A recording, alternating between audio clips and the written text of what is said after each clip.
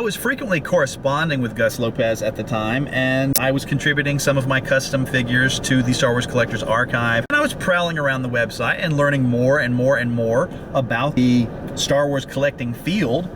And I found out that the prototype Boba Fett that we had seen on the card back that you peeled the label off of was actually kit bashed from 3 existing Star Wars figures at the time. He was the legs of a Death Squad commander, the torso of C-3PO, and the arms of a stormtrooper. So I made my own kit bash. Want to make an omelet? You gotta break a few eggs. I had some figures lying around in my custom fodder box. Parts of them had been used for other customs, so I didn't really mind using their leftover parts for this project.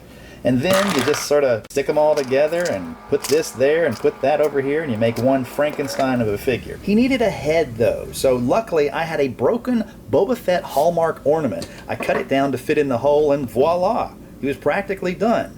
But for the backpack, rather than reinvent the wheel, I just took the one off the previous custom and gave it to the new figure. And that's about as far as I got on him. I never did any other work to him. Eventually I just threw money at the problem and bought a custom Kit Bash Fett off of Rebel Scum. I don't think it was the Pro Custom Figures one. I think it was a one-off that somebody did, but you know, kind of scratched the itch on the Kit Bash Fett for a while. Though now that I'm actually making this video, I would have much preferred it if he was the color scheme of the back of the card. So, maybe it's time to paint him. Back to the production style rocket firing Fetts, I bought a resin kit off of a seller on the Rebel Scum forums, I forget who, and it had all the internal mechanisms that you would need to turn a production figure into a rocket Fett. But eventually it dawned on me that it was a lot less work to cut the L-shaped hole into the production torso back than it was to get the resin copy of a torso back to fit flush against a production torso front. Now the other custom Rocket Fett that you've been seeing has mismatched limbs, and he has a missing thumb and a hole in one foot.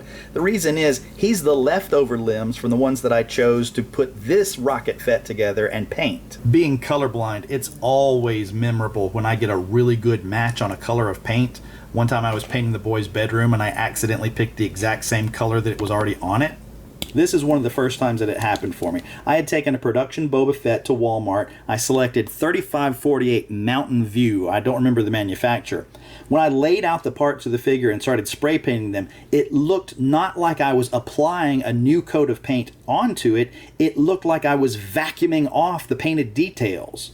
The next 2 that I got were also via the sale pages at Rebel Scum. For a rather inexpensive price, I felt. Somebody was offering the custom actual injection molded L-slot and J-slot rocket firing Boba Fett figures. This is the guy who later became Pro Customs Figures. I ordered these so long ago that he didn't even put peg holes in the feet back then. For many years, that was the entire extent of my custom rocket firing Boba Fett collection. But I had been eyeing something for quite a while on the Pro Custom Figures website. There's several things I'm eyeing. I'm trying to save up money for some of those.